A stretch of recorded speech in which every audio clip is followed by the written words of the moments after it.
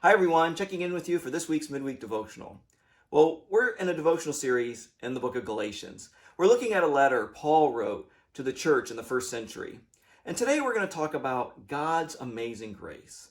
In the next part of Paul's letter, it speaks of Paul's autobiography, since he unpacks his conversion and his early experience as a Christian.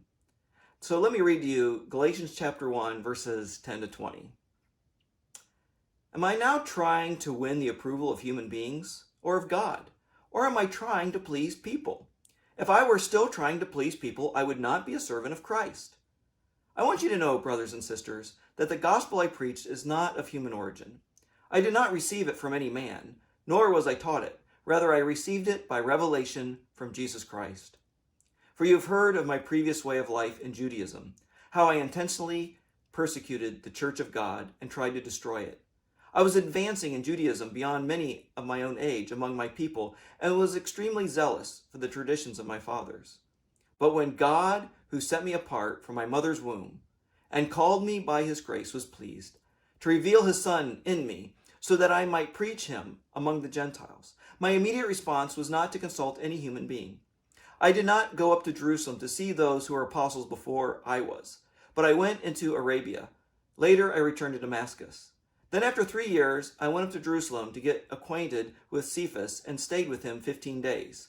I saw none of the other disciples, only James, the Lord's brother. I assure you before God that what I am writing you is no lie. Paul tells us the message of the gospel did not come from his own reflection or reasoning. The gospel of Jesus was not the product of Paul's own thinking. Second, Paul tells us he did not receive the message from the leaders in Jerusalem. He's referring to the apostles who were Jesus' original disciples. And third, Paul will go on to say that the gospel that he received from Jesus matched up with the gospel message that the other apostles had also received from God. See, Paul's testimony not only establishes his authority, but also demonstrates to us what the gospel of grace is. The gospel of grace underlines every step of a Christian life. Paul keeps coming back to this, and so should we. Paul is a great case study of God's amazing grace and how it works. We cannot make ourselves acceptable to God by the most committed and moral lifestyle. Before his conversion, Paul was very religious, and he was great at keeping all the rules. And yet he was still alienated from God. Paul was filled with pride, and yet he was saved by God's grace. That is, God's free, unmerited favor.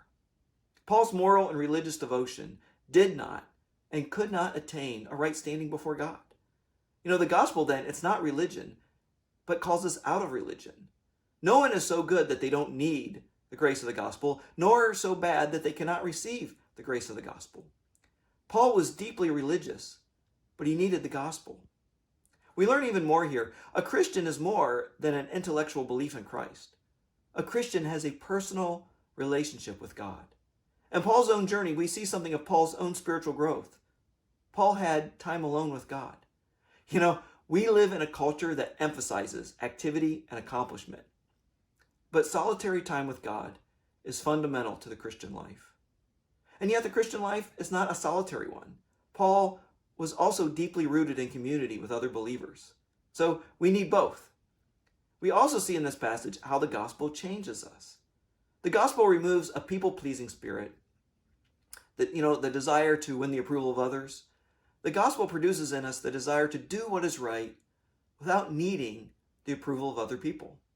Paul says that he couldn't be a servant of Christ if he was a people pleaser. The Old Testament talks about the fear of God and the fear of man. The fear of God is not to be afraid of God, but to be filled with awe and wonder at God.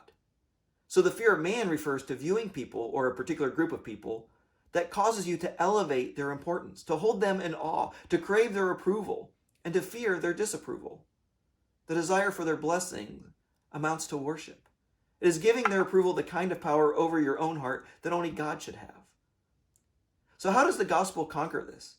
When God sees a believer in Christ, he sees Jesus.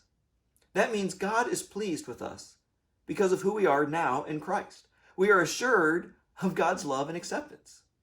You see, Satan's lie is that my self-worth comes from my performance and people's opinion of me.